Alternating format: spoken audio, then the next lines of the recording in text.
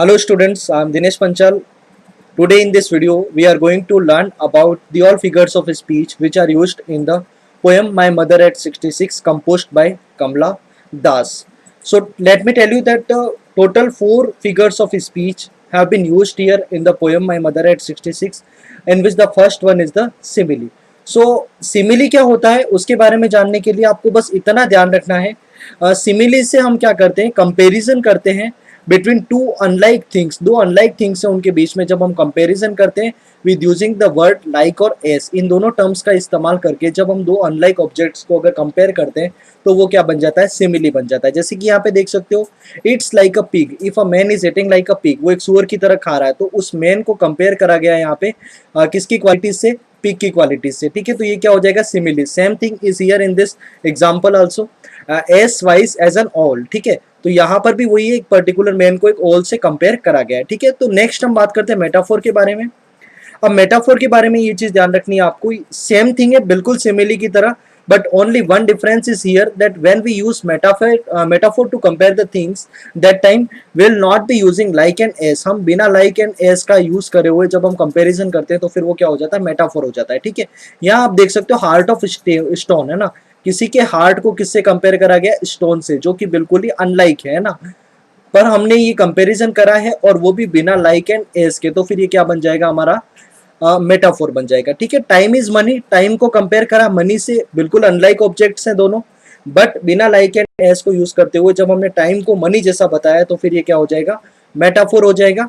और नेक्स्ट आपका एग्जांपल है the world is a stage. Next will talk about the personification. Personification क्या होता है, personification gives human qualities to non living things और ideas. जब हम नॉन लिविंग थिंग्स और आइडियाज को ह्यूमन क्वालिटीज देते हैं तो वो क्या बन जाता है, पर्सोनिफिकेशन बन जाता है। ठीक है, यहां देखना आप, द फ्लावर्स नोडेड, नोडेड का मीन क्या होता है, सिर हिलाना। ठीक है, अब देखते हो आप कि फ्लावर जो है उसके अंदर अपनी ह्यूमन क्वालिटीज नहीं होती है, वो सिर नहीं हिला सकता, बट इवन आफ्टर हमने क्या करा है, फ्लावर्स नोडेड, तो उसको ह्यूमन की क्वालिटीज दी है, तो मीन्स हमने उसका क्या करा है, पर्सोनिफिकेशन करा है। ठीक है, तो ये बात आपको यहाँ पर ध्यान में रखनी है। नेक्स्ट आप देखोगे द स्नोफ्लेक्स डांस्ड। स्नोफ्लेक्स जो है हम जानते हैं डांस नहीं कर सकते हैं, dance is the qualities of the humans, but even after we have given these qualities to the snowflakes, तो ये क्या हो गया, इसका पर्सोनिफिकेशन हो गया। ठीक है, नेक्स्ट हम बात करते हैं रिपीटिशन। कुछ भी नहीं है रिपीटिशन के बारे में, बस ये बात ध्यान रखनी है आपको,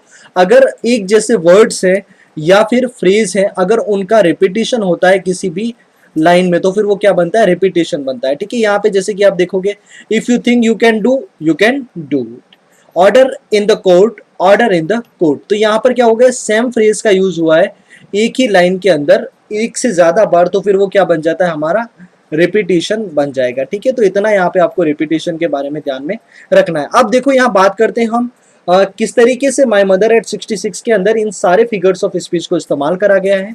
तो सबसे पहला एग्जांपल है आपके सामने सिमिली का, किस तरीके से हमने सिमिली को यूज करा है यहाँ पर। ठीक है, तो देखना यहाँ पर कमला दास की जो मदर है उनके बारे में बता रखा है कि her mother her face ashen like that of a corpse. Corpse क्या होता है, एक लाश होती है। ठीक है, लाश का जो फेस होता है वो बिल्कुल लाइफलेस होता है। ठीक है, तो उसकी माँ का जो फेस है वो भी कैसा हो गया है, बिल्कुल लाइफलेस नजर आ रहा है, एशन नजर आ रहा है, तो इसलिए यहाँ पे उसके फेस को किस फेस से कंपेयर करा गया है, यहाँ पे एक कॉप्स के फेस से कवर करा गया है। ठीक है, यहाँ कंपेयर करा गया है, तो इसलिए क्या हो जाएगा, हमारे लिए सिमिली हो जाएगा, क्योंकि यहाँ पर हमने कंपेरिजन के लिए लाइक वर्ड का इस्तेमाल करा है। Wan pale as a late winter's moon, wan means exhausted, illness, pale का मीन चेहरे का पीला पड़ जाना। ठीक है, जैसे कि एक लेट विंटर के मून की तरह, और हमने यहाँ पर ये कंपेरिजन करा एस को यूज करते हुए, तो ये क्या बन गया, हमारा सिमिली बन गया। ठीक है, नेक्स्ट हम देखेंगे मेटाफोर। मेटाफोर में क्या है, द मेरी children spilling out of their homes. देखो बच्चे जो हैं